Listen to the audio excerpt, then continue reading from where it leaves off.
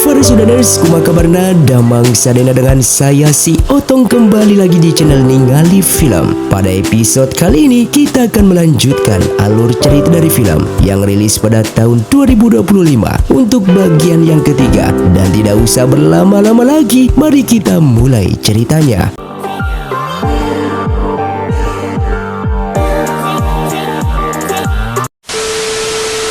Film pun dilanjutkan dengan diperlihatkannya di Sekte Jihua yang mendapatkan sebuah informasi kalau Wei Jiu yang merupakan ketua Sekte Qi yang telah mendapatkan kunci untuk pergi ke alam baka dalam menemukan sumber spiritual iblis. Ternyata di sana tidak ada sumber tersebut sehingga mereka harus menemui Wu yang masih dianggap mereka sebagai Mukingge untuk mencari tahu di mana keberadaan sumber spiritual. Ketua Sekte Jihua lalu menemuinya yang sedang dikurung di dalam penjara. Sang ketua yang ingin mengetahui di mana keberadaan sumber spiritual tersebut. Namun Wu yang berpura-pura menjadi Mukingge ini masih menjawab dengan jawaban yang sama, yaitu kalau memang ia sama sekali tidak mengetahui keberadaannya. Akan tetapi ada satu cara agar ia bisa mengetahui di mana sumber spiritual iblis tersebut, yaitu sang ketua harus memberikan sedikit kekuatan spiritualnya agar ia bisa berkultivasi sehingga nantinya ia akan merasakan kekuatan sumber spiritual tersebut. Hingga keesokan paginya, sang ketua pun membawanya ke sebuah tempat dan memberikan sedikit kekuatan spiritual kepadanya.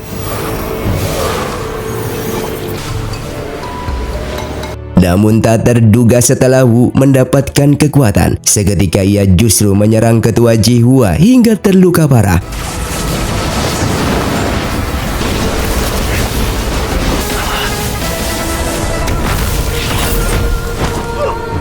Lalu para murid dari Sekte Jihua pun datang ke sana dengan menuduh Wu telah menyerang guru mereka sehingga mereka pun ingin menangkapnya.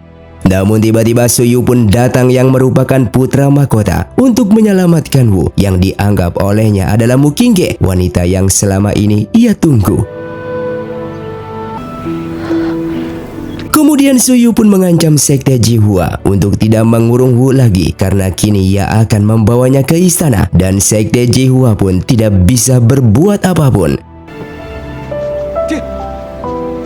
Setelah sampai di sana, ia pun menjelaskan semua bangunan di istana memiliki larangan terhadap siapapun menggunakan kekuatan spiritualnya di dalam istana. Oleh karena itu, aula ini dibangun khusus untuknya, supaya Wu yang masih dianggap sebagai Mukingge oleh sang pangeran ini bisa berkultivasi tanpa halangan.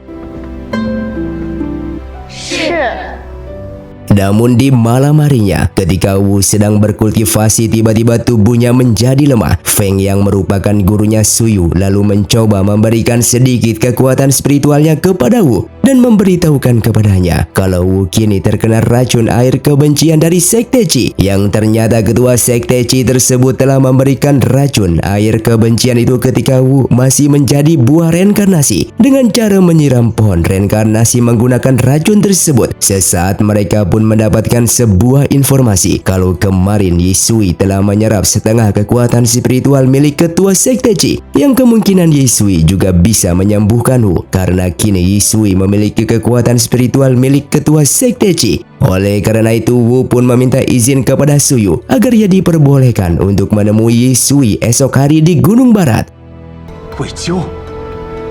Singkatnya, ia pun telah sampai di sana dan menjelaskan maksud kedatangannya ke sana karena ingin meminta bantuan Yisui untuk mengeluarkan racun air kebencian yang kini berada di dalam tubuhnya ini. Namun ternyata ini semua juga merupakan sebuah rencana Yisui agar Wu datang ke sektenya supaya ia bisa membuka kunci pelahap jiwa yang kini berada di dalam tubuhnya Sueran. Karena syarat untuk membuka kunci tersebut, Wu harus berada di samping Sueran.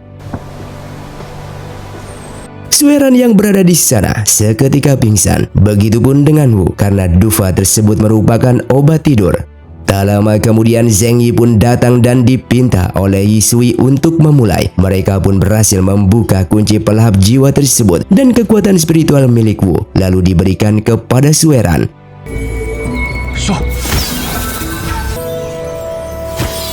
Hisui kemudian memberikan sebuah pil spiritual kepada Wu supaya Wu tidak sadar kalau kekuatan spiritualnya telah hilang, dan pil spiritual tersebut berguna untuk memberikan kekuatan spiritual kepada Wu dengan waktu tertentu saja, sehingga nantinya Wu merasa kalau racun di dalam tubuhnya tersebut telah hilang. Namun meskipun begitu, suatu saat nanti Wu akan sadar ketika ingin meningkatkan kultivasinya. Setelah Hisui membawa Sueran ke kamarnya, ia lalu menghilangkan racun air kebencian tersebut dari tubuhnya Wu dan duduk di sampingnya. Wu yang sudah sadar lalu dipinta oleh Hisui untuk segera pergi dari sini karena racun air kebencian berhasil ia hilangkan. Dan tak lama kemudian, Suyu pun datang untuk menjemput Wu yang kini sudah sembuh dari racun tersebut. 事已了结，赶紧走吧。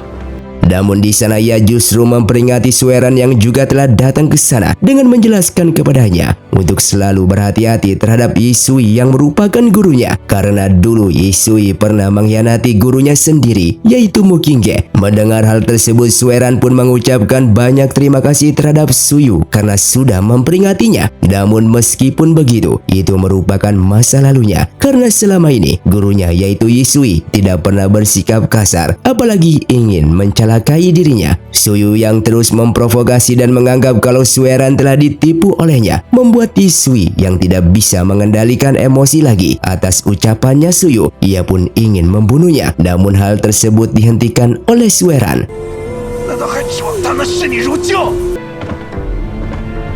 Singkatnya 1 tahun kemudian, Zheng Yi lalu mengumpulkan semua murid dan ia akan mengajari mereka formasi pedang dikarenakan guru mereka yaitu Hisui kini sedang bermeditasi. Setelah itu ia pun memberikan Leontin Geok Sekte kepada Sueran yang mewakili identitas murid pertama di Gunung Barat. Bahkan ia juga akan membawanya untuk ikut ke lembah terlarang. Ketika sampai di sana, Zheng Yi memperlihatkan sebuah kultivasi ilmu sukma yang tertulis di lembaran batu yang berguna untuk memperkuat kekuatan spiritual milik Sueran jika mempelajari ilmu tersebut, sehingga ia memintanya untuk berkultivasi selama 6 bulan di lembah ini dalam waktu 6 jam setiap hari. Dan selama itu juga ia yang akan bertanggung jawab atas keselamatannya ketika berkultivasi di lembah ini. Sedangkan di sisi lain, Wei Jiu yang merupakan ketua Sekte Qi kini kembali menjadi lebih kuat setelah bermeditasi selama 1 tahun, sehingga ia akan membalas dendam kepada Hisui yang sebelumnya telah mengambil setengah kekuatan spiritual miliknya. Setelah itu ia pun menanyakan kepada Ji Yuan perihal sumber spiritual iblis apakah sudah ditemukan. Ji Yuan pun menjelaskan kalau selama 1 tahun terakhir ini ia sudah mencarinya ke berbagai wilayah, namun ia belum berhasil menemukannya, yang membuat ketua Wei Jiu mendengarnya pun begitu marah.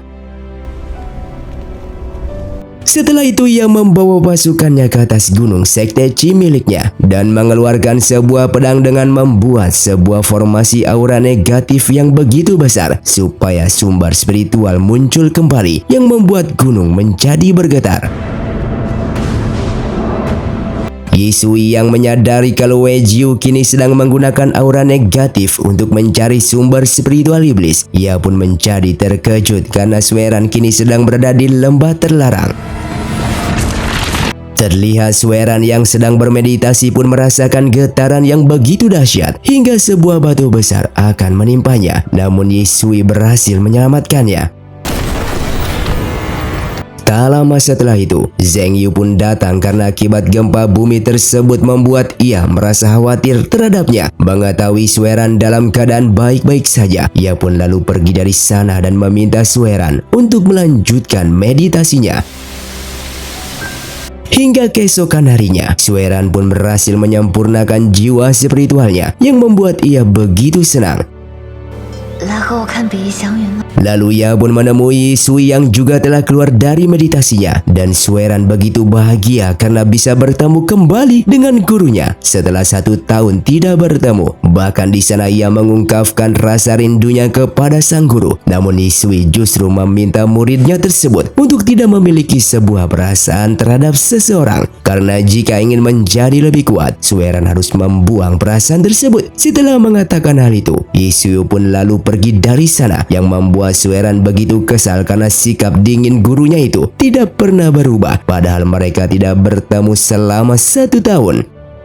想说的话也没说成。 Setelah mereka kembali ke Gunung Barat, di luar gerbang terdapat seorang pria yang bernama Pamankin yang merupakan murid dari Mukingge. Bahkan ia juga merupakan seorang jenderal dari pasukan kerajaan yang bertugas di perbatasan dan kedatangannya ke sini ingin bertemu dengan Yisui. 让我来找苏一水的。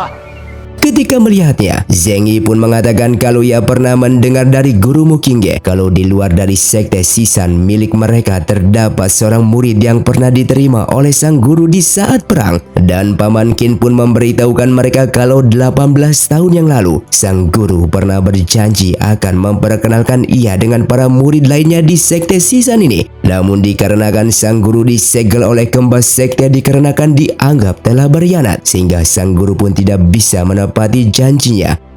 Ia yang datang ke sini karena ingin memberitahukan kepada mereka kalau kompas pemberian dari sang guru tiba-tiba rusak karena 18 tahun yang lalu sang guru pernah berpesan jika kompas tersebut rusak, ia dipinta untuk datang ke sekte Sisan ini. Kompas ini berguna untuk melacak keberadaan siluman dan ia ingin menyelidiki atas terbunuhnya beberapa prajurit miliknya yang secara tiba-tiba. Bahkan mereka selalu dibunuh ketika berjaga malam di wilayah dekat danau markas milik mereka, sehingga ia ingin menggunakan kompas ini. Dan setelah diperiksa, kompas tersebut terdapat aura siluman. Bahkan kompas itu sengaja dirusak oleh siluman tersebut yang sepertinya memiliki sebuah tujuan. Dan bahkan kemungkinan siluman itu sudah mengetahui kalau kompas ini pemberian dari guru Mukingge, yang membuat Pamankin begitu terkejut mendengarnya. Oleh karena itu Yisui bersama para murid dari sekte Sisan miliknya ini akan ke perbatasan untuk menyelidiki keadaan di sana. 必须去营中一趟。 Singkatnya ketika sampai di perbatasan, Yisui pun keluar untuk mengecek keadaan dan meminta para muridnya untuk tetap di sini terlebih dahulu. Namun dikarenakan mereka yang merasa khawatir terhadap sang guru, mereka pun pergi keluar untuk menyusul. 不对， Dan tiba-tiba di danau tersebut terdapat seseorang yang memiliki kekuatan siluman.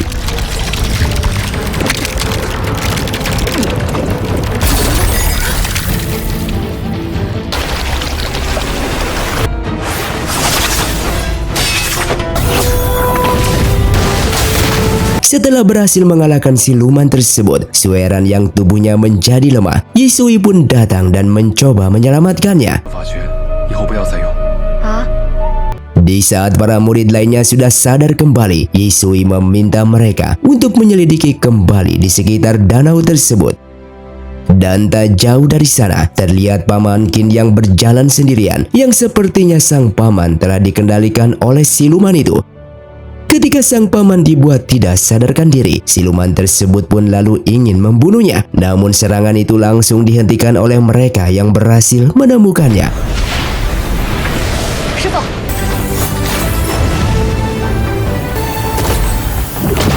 Dan ternyata itu ulah dari Nyonya Meyer, ibu angkatnya Pamankin yang kini menjadi manusia setengah siluman. Dan semua prajurit mati terbunuh karena ulah dari Nyonya Meyer yang selama ini sangat dendam terhadap pasukan perbatasan dikarenakan ulah mereka yang lalai membuat anak satu-satunya mati di kawasan kematian. Maka dari itu ia meminta kekuatan terhadap seseorang yang dipanggil olehnya sang dewa, dan dewa tersebut pun memberikan ia kekuatan seperti ini supaya ia bisa membalas dendam. Walaupun Pamankin menjelaskan kalau putranya mati terbunuh oleh ular legenda di saat mereka sedang bertugas di kawasan kematian, namun Nyonya Meyer tidak percaya akan perkataannya tersebut dengan menganggap kalau pasukan perbatasanlah yang telah membunuh anaknya dengan sengaja. 把他推出去为了巨蟒。Lalu ia pun mempertanyakan nama dari dewa tersebut kepada Nyonya Mei dan bahkan bertanya tentang simbol jimat di leher belakangnya itu. Namun Nyonya Mei tidak mau memberitahukannya kepada mereka. 将怨气渡在舞娘身上。 Dan tak jauh dari sana, terlihat Wei Jiu sedang melihat pembicaraan mereka dari tadi, sehingga ia menyadari kalau simbol jimat tersebut merupakan sebuah metode sumber spiritual iblis. 灵泉的线索。 Hingga keesokan harinya, Yisui lalu mencoba bertanya kembali kepada Nyonya Mei tentang simbol jimat tersebut. Namun Nyonya Mei tidak memberitahukannya, walaupun ia dibunuh oleh mereka, terkecuali mereka berhasil menemukan kerangka mayat anaknya tersebut. 我神仙没人帮。 Setelah keluar, ia lalu bertanya kepada Baisan di mana Sueran berada karena ia ingin berbicara dengannya. Baisan pun menjawab kalau Sueran kini sedang mencari kerangka mayat anak dari Nyonya Mei yang membuat Yisui begitu terkejut karena tempat itu sangatlah berbahaya. Terlihat Sueran yang sudah berada di sana, yang merupakan sebuah hutan yang dijuluki sebagai kawasan kematian. Karena siapapun yang sudah masuk ke dalam, orang tersebut tidak akan pernah selamat. Ia yang berhasil menemukan kerangka anak remaja berusia sekitar 15 tahun. Ia pun menyadari kalau kerangka mayat ini merupakan kerangka milik anaknya Nyonya Mei. Setelah ia mendapatkan pelakat prajurit milik anaknya, Sueran akan kembali ke markas pasukan perbatasan. Namun tiba-tiba ular legenda itu pun keluar dan ingin membunuhnya.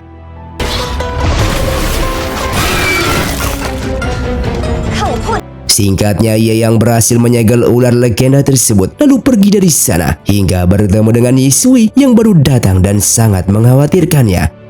徒儿知错了，修仙者一身本领。 Sementara Wu yang telah mengetahui kabar tersebut lalu datang ke markas perbatasan bersama Suyu dan saat ini ia ingin menginterogasi Nyonya Mei terkait simbol jimat tersebut. Namun dikarenakan Nyonya Mei tetap tidak mau mengatakannya, Wu pun terpaksa menggunakan kecoa pemakan sumsum. 这个叫食髓。 Nyonya Mei yang marah lalu berhasil keluar dan ingin membunuh Wu. Namun Wu justru melakukan serangan balik sehingga Nyonya Mei pun mati di tempat. Keributan itu pun disadari oleh Suyu yang datang ke sana dan Wu pun beralasan kalau ia tak sengaja membunuhnya karena Nyonya Mei tadi mencoba membunuh dirinya. 那要尽快调理。 Mereka berdua yang kembali begitu terkejut ketika mendapatkan kabar dari Paman Qin kalau Nyonya Mei sudah mati dibunuh oleh Wu karena ketika diinterogasi oleh Wu, Nyonya Mei mencoba menyerangnya. Suyu pun datang ke sana dengan mengatakan kalau Nyonya Mei memang pantas untuk dibunuh. Namun Sueran yang mendengar hal tersebut begitu marah karena Nyonya Mei melakukan itu semua demi membela anaknya yang sudah mati. Apalagi Nyonya Mei merupakan jalan keluar untuk mereka mencari tahu keberadaan sumber spiritual iblis karena simbol jimat yang berada di lehernya itu masih berkaitan dengan sumber spiritual iblis tersebut. 多谢天下。 Singkatnya ketika Sueran yang sedang memulihkan tenaga spiritualnya, seketika ia mengingat akan kejadian di masa lalunya. Lalu ia pun memberitahukan hal tersebut kepada Yisui yang menemui dirinya dengan menjelaskan kalau ia mengetahui simbol jimat tersebut yang dimana bayangan masa lalunya itu memperlihatkan kalau ia sedang membaca sebuah buku dan di keterangan buku tersebut kalau jimat milik Nyonya Mei merupakan formasi 7 iblis. Mendengar hal itu Yisui begitu terkejut karena kini Sueran mulai mengingat akan masa lalunya.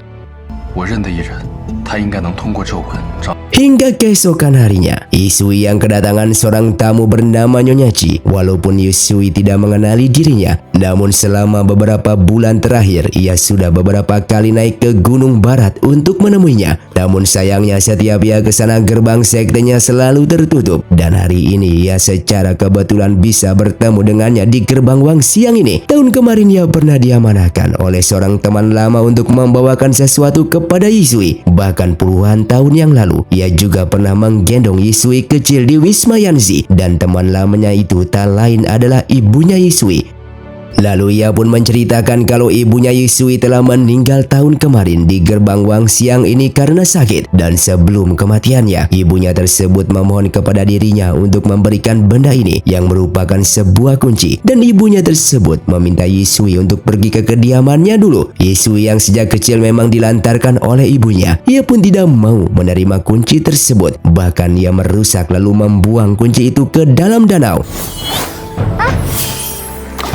Atas sikap gurunya tersebut, Sueran lalu akan mencari kunci itu karena ia yakin kalau gurunya tersebut masih peduli terhadap ibunya walaupun di masa lalunya itu memiliki kenangan yang pahit. 不至于无处可寻。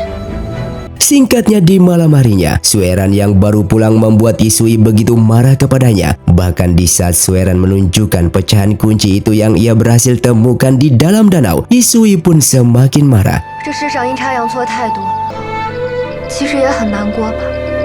Dikarenakan Yisui tetap tidak mau mengambil kunci itu, keesokan harinya Sueran pun pergi ke kediaman ibunya Yisui dan ia datang ke sini berniat untuk menggantikan posisi sang guru supaya mendiang ibunya Yisui menjadi tenang di alam sana. Dan di saat ia menemukan sebuah surat dari ibunya Yisui, Yisui pun datang ke sana. Sueran lalu memintanya untuk membuka surat tersebut. Isi dari surat itu, sang ibu meminta maaf kepada Yisui karena ia telah membuangnya. Namun itu semua demi kehidupan Yisui supaya hidup bercukupan bersama ayahnya yang merupakan seorang raja.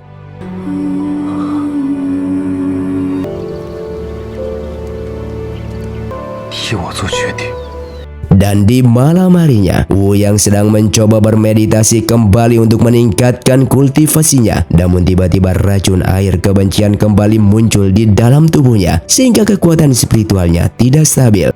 Hal itu membuat ia bertanya-tanya kenapa ini bisa terjadi. Padahal sebelumnya, Yisui pernah menghilangkan racun tersebut. Tak lama kemudian seekor burung pun datang menghampirinya yang ternyata itu adalah Wei Jiu dan meminta Wu untuk menemui ia di hutan sekarang juga jika tidak ingin menderita seperti itu. 我与外门主是有交情的。 Dengan terpaksa ia pun menemuinya dikarenakan bagaimanapun juga racun tersebut milik Wei Jiu. Wei Jiu pun akan mengabulkan permintaannya untuk menghapus racun tersebut asalkan Wu yang masih dianggap sebagai reinkarnasi Mu Qingge ini mau menuruti semua perintahnya.